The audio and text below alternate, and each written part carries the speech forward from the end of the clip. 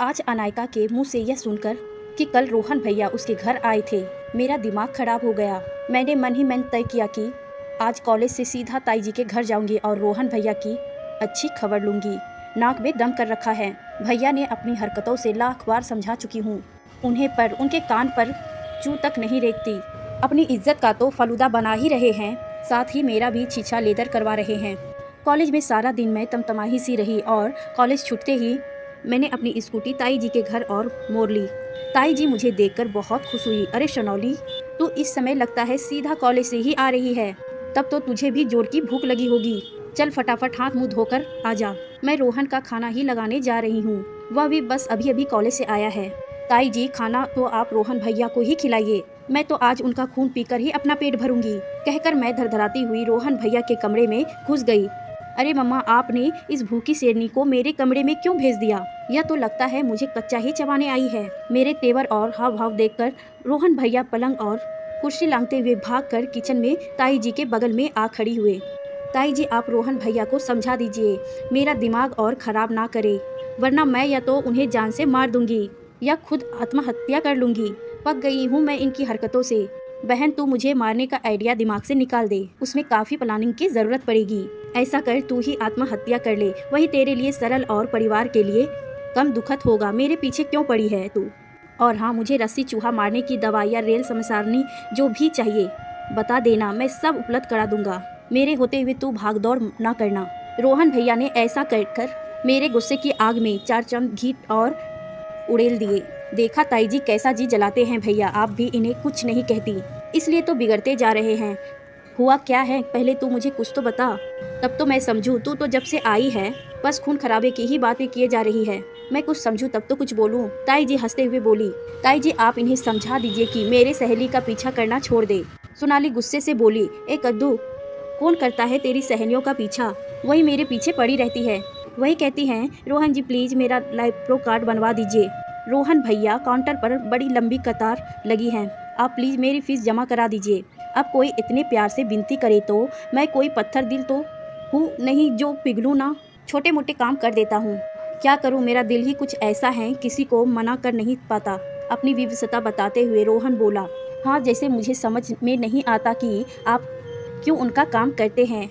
उन पर अच्छा प्रभाव डालने के लिए भला इससे अच्छा मौका और कहाँ मिलेगा आपको। अब तुम ही बताओ मम्मा, इस चूहिया की कुछ सहेली मेरे पास आकर कहती है प्लीज़ रोहन भैया हमारा फलना काम करवा दीजिए, तो मैं भला कैसे मना कर सकता हूँ। जब उन्होंने मुझे भैया कह ही दिया तो मेरी मुँह बोली बहनें हो गई ना, और बहनों के प्रति भाई की कुछ जिम्मेदारी बनती है कि नहीं। और कुछ कहती है रोहन जी प्लीज़ हमारा फलना काम, रोहन जी प्लीज़ कहने वाले को प्रति तो मेरी जिम्मेदारी और भी बढ़ जाती है कि ना जाने भविष्य में इनमें से किसके साथ मेरा रिश्ता जुड़ जाए। इसीलिए उनके काम तो मैं अपनी तैयारी बहनों के काम से भी ज़्यादा रुचि और मन से करता हूँ।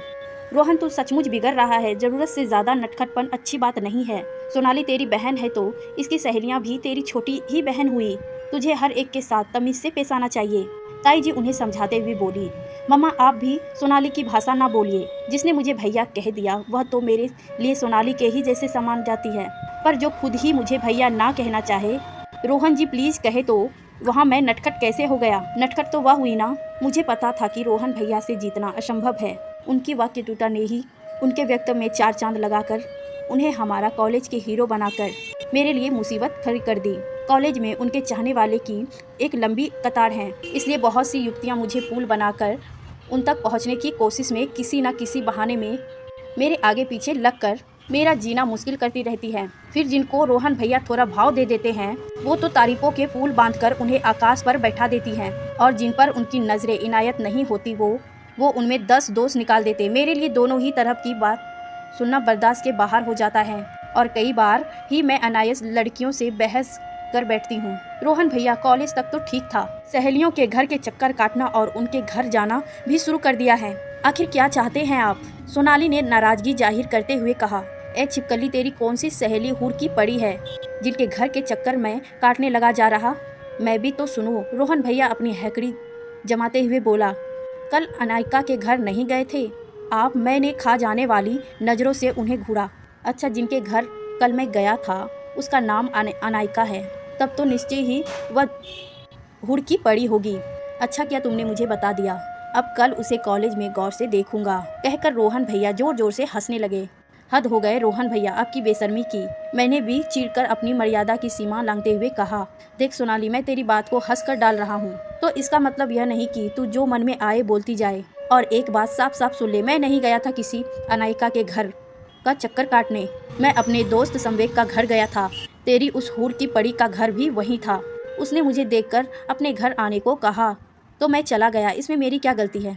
आपकी गलती यही है कि आप उसके घर गए, उसने आपको बुलाया या आप वहाँ गए, मैं नहीं जानती, पर आपका अनायिका के घर जाना ही आज कॉलेज में दिन भर चर्चा का विषय बना रहा था। सब बोल रहे थे कि अनायिका और रोहन के बीच कुछ चल रहा है। आप सोच भी नहीं सकते कि यह सब सुनकर मेरा दिमाग कितना खराब होता है। रोज किसी न किसी के साथ आपका नाम जुड़ा जाता है। मुझे लग रहा था अब आप सुधर रहे हैं कि तभी अनायिका का नाम लिस्ट में जुड़ गया। मेरे और अनायिका का बीच कुछ चल रहा है, यह बता मुझे अनायिका ने क्यों नहीं बताए? इतनी बड़ी बात मुझसे छुपा कर रखी, मुझे भी बता देती तो मैं थोड़ा अपने पर इतरा लेता। रोहन भैया चितमुद्दा में मुंह बनाकर, सोनाली, कमी मुझ में नहीं, उन लड़कियों की सोच में है। किसी से दो बातें कर लो तो सीधा चक्कर चलना ही मान बैठता है। रोहन भैया मेरे किसी भी बात से गंभीरता लेने को तैयार ही नहीं थे। मैं झक मारकर वहां से उठ गई। रोहन भैया, आपके लिए तो हर बात मजाक ही होती है, पर कॉलेज में होने वाली बातों का मुझ पर असर पड़ता है। कोई मेरे भाई के बारे में अनाप शनाप कहे तो मैं बर्दाश्त नहीं कर पाती हूँ। अगले साल मैं अपना कॉलेज ही बदल लूँगी, ना आपके कॉलेज में रहूँगी, ना आपके बारे में कुछ सुनूंगी, और ना ही मेरा दिमाग खराब होगा, कहकर मैं अपना बैग उठाकर वहाँ से निकल पड़ी। ए मधुमक्खी, कॉलेज बदलना तो अकेली ही जाना, अपनी सहेली को मत ले जाना, वरना मेरे कॉलेज में तो पतझड़ आ जाएगा, कहकर रोहन भैया फिर हो करके हंसने लगे। मुझे पता था कि रोहन भैया कितने चिकने घोड़े हैं, मेरी किसी बात का उन पर कोई असर नहीं पड़ेगा। फिर भी हर 10-15 दिन में मैं उनसे इस बात को लेकर बहस कर ही बैठती थी। 12वीं के बाद बीकॉम में जब मुझे दीनदयाल डिग्री कॉलेज में एडमिशन मिला था तो मैं फूली नहीं समाई। नमी गिरामी कॉलेज में एडमिशन पाने की खुशी के साथ साथ एक सुकून का एहसास यह सोच कर भी हो रहा था कि रोहन भैया के होते हुए मुझे किसी काम के लिए भागदौड़ नहीं करना पड़ेगी, मेरा सारा काम बैठे बैठाए हो जाएगा। रोहन भैया उसी कॉलेज से एमकॉम कर रहे थे और कॉलेज में उनके रोम के किस्से उनके मुंह से सालों से सुनते चली आ रही थी। कॉलेज पहुंची तो सचमुच रोहन भैया की कॉलेज में पहचान देखकर मैं दंग रहेगी। छात्र संघ के सक्रिय की सदस्य होने के कारण सारे प्रोफेसर और विद्यार्थी न केवल उन्हें अच्छी तरह जानते थे, बल्कि वह के टूटा और आकर्षण व्यक्तित्व के कारण उन्हें पसंद भी करते थे। युवतियों के तो वो खासकर सर्वप्रिय नेता माने जाते थे। उनमें वो किशन कन्हैया के नाम से मशहूर थे। लड़कियां उनके इर्द गिर्द मंडराने अक्सर तलाशती रहती थी। कॉलेज में उनके जलवे देखकर मैं भी अपना सिक्का जमाने के लिए सभी के सामने रोब जमाते हुए यह कहने लगी कि मेरे भैया हैं और मुझे बहुत प्यार करते हैं। लेकिन उसके बाद से ही मेरी मुसीबतों का सिलसिला शुरू हो गया। रोज कोई ना कोई काम लेकर मेरे पास हाजिर हो जाती है कि मैं अपने भाई से उसका काम करवा दूं।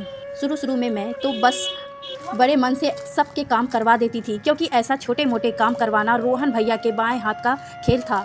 पर धीरे धीरे मैं बोर होकर जब उन्हें डालने लगी तब उन्होंने खुद रोहन भैया कहकर अपना काम निकलवाना शुरू कर दिया। युवतियाँ मुँह पर उन्हें भैया कहती, लेकिन पीठ पीछे उनको देख कर आहें भरती थी। ये सब देख सुनकर दिन पर दिन मेरा दिमाग खराब होने लगा। ये रोहन भैया जो घर में एक गिलास पानी तक अपने हाथ से लेकर नहीं पीते हैं, इतनी समाज सेवा क्यों करते हैं? कॉलेज में ये सब भी मुझे बड़ी अच्छी तरह से समझ में आने लगा था। युवतियों को इम्प्रेस करने की कला कोई रोहन से सीखे। रोहन से अपना काम करवाना हो तो किसी सुंदर युवती के माध्यम से कहलवाओ, फिर देखो कैसे चुटकी बजाते काम हो जाते हैं। जैसी बातें मैं सुनती तो मुझे बहुत बुरा लगता। मुझे लगा कि रोहन भैया को पता नहीं होगा कि उनके बारे में ऐसे बातें की जाती हैं, तो मैं उन्हें बता दूँ ताकि वो संभल जाए। पर धीरे धीरे मेरा समझ में आ गया कि दीवार से सिर टकराने का कोई फ़ायदा नहीं है। उनके बारे में कोई वाक्य कह रहा है, ये क्या सोच रहा है, इसका उन पर कोई फ़र्क नहीं पड़ता। वो करेंगे अपने मन का ही। मैंने रोहन भैया से इस बारे में कोई भी बात करना बंद कर दिया। मैंने तो अब ध्यान देना ही बंद कर दिया। पर मेरे नाम का इस्तेमाल कर रोहन भैया की न जाने कितनी मुँह बोली बहनें प्रतिदिन बनती रही। कॉलेज की पढ़ाई खत्म होते ही साल भर के अंदर मेरी शादी भी हो गई। शादी के 3 साल बाद रोहन भैया की शादी तय होने की खबर जब मुझे मिली तो मेरी खुशी का ठिकाना ना रहा। मुझे पक्का यकीन था कि रोहन भैया तो प्रेम विवाह ही करे होंगे। पर जब ताई जी ने बताया कि लड़की उन्होंने पसंद की है तो मेरे आश्चर्य का ठिकाना ना रहा। भाभी सुंदर और समझदार थी। शादी के बाद रोहन भैया स्वभाव में भी बहुत परिवर्तन आ गया। अब वे काफी शांत और गंभीर रहने लगे थे। कॉलेज के समय वाली उछलकर्ता अब कहीं उनके स्वभाव में नहीं दिखती थी। साल भर तक तो उनका दाम्पत्य जीवन बहुत अच्छी तरह चला, पर अचानक ना जाने क्या हुआ कि भैया भाभी के बीच दूरियां बढ़ने लगी। उनके बीच अक्सर बहस होने लगी। ताई जी के लाख पूछने पर भी दोनों में से कोई भी कुछ बताने को तैयार नहीं होता। उसी दौरान मैं मायके गई थी तो ताई जी के यहाँ भी सबसे मिलने चली गई। ताई जी ने उन लोगों के बिगड़ते रिश्ते के बारे में बताए हुए मुझे भाभी से बात करके कारण जानने का कहा। पहले तो भाभी ने बात को टालना चाहा, किंतु मेरे हट पकड़ लेने पर उन्होंने जो कहा उस पर यकीन करना मुश्किल था। भाभी ने कहा, रोहन का शक्की स्वभाव उनके वैवाहिक जीवन पर ग्रहण लगा रहा है। मेरे एक मुँह बोले भाई को लेकर उनके मन में शक का कीड़ा बुलबुला रहा है। मैं उन्हें हर तरफ से समझा चुकी हूँ कि उसके साथ मेरा भाई बहन का अलावा और किसी तरह का संबंध नहीं है, पर उन्हें मेरा किसी बात पर यकीन ही नहीं है। मेरी हर बात का जवाब में बस यही कहते हैं, ये मुँह बोले भाई बहन का रिश्ता क्या होता है, मुझे ना समझाओ। अहमदीद रिश्ते पर पर्दा डालने के लिए मुँह बोले भाई बहन और मुँह बोले बहन का जन्म होता है। इनका कहना है कि या तो अपने मुँह बोले भाई से ही रिश्ता रख लो या तो मुझसे। अब तुम ही बताओ, इतने सालों का रिश्ता क्या कहकर ख़त्म करूँ? कितने अपमान की बात है मेरे लिए इतना बड़ा आरोप सहना। मैंने भाभी को आश्वस्त करते हुए कहा कि आप चिंता ना करें, मैं भैया से बात करती हूँ। मैं जब रोहन भैया से इस बारे में बात करने गई तो बात शुरू करने से पहले ही उन्होंने मेरा मुँह यह कहकर बंद कर दिया, सोनाली अगर तुम मुझे कुछ समझाने आई हो तो बेहतर होगा कि वापस चली जाओ। रोहन भैया से रूखे व्यवहार के आगे तो मेरी बात शुरू करने की हिम्मत ही ना ही हुई। बात बात पर उनसे झगड़ने और बहस करने वाली मुझ सोनाली की बोलती बंद ही कर गए। पर बात चूंकि उनके वैवाहिक रिश्ते बचाने की थी, इसलिए हिम्मत करके मैं उनके पास बैठ गई। रोहन भैया, बात इतनी बड़ी नहीं है कि आप अपने और भाभी का रिश्ता दांव पर लगा दिया है। भाभी कह रही है कि उनका मुँह बोला भाई है तो उनकी बात का आप यकीन क्यों नहीं करते? आखिर कॉलेज में आप भी तो कई मुँह बोली बहनें थी। फिर मैं कुछ आगे और बोलूँ उससे पहले ही रोहन भैया वहाँ से उठ खड़े हुए। सोनाली, मेरी कई मुँह बोली बहनें थी और मैं कईयों का मुँह बोला भाई था, इसीलिए इस रिश्ते की हकीकत मुझसे ज़्यादा कोई नहीं जानता। कह दो अपनी भाभी से या वह मुँह बोला भाई जिसे चुनना है चुन ले। मैं अवाक सी भैया का मुँह देखती रह गई। कॉलेज वाले भैया तो वो थे ही नहीं जिनसे मैं कुछ बहस कर सकती। रोहन भैया कहने वाली कॉलेज की बहनों का उन्हें देखकर आहें भरना मैं भी कहाँ भूल पाई थी कि किसी तरह तर्क देखकर उनकी सोच को झुटलाने की कोशिश करने हिम्मत जुटा पाती। मेरे पास भाभी को समझाने के अलावा और कोई रास्ता शेष नहीं बचा था। रोहन भैया का शक उनके अपने अनुभव पर आधारित था। ना जाने मुँह बोले भाई बहन के रिश्ते को उन्होंने किस तरह जिया था। दुनिया को तो वो अपने अनुभव के आधार पर देखेंगे। रिश्ता बचाना है तो आपके सामने रोहन भैया की शर्त मानने के अलावा और कोई रास्ता नहीं है भाभी, क्योंकि उनका शक उनके अनुभव पर आधारित है और अपने ही अनुभव को भला वो कैसे नकार सकते हैं।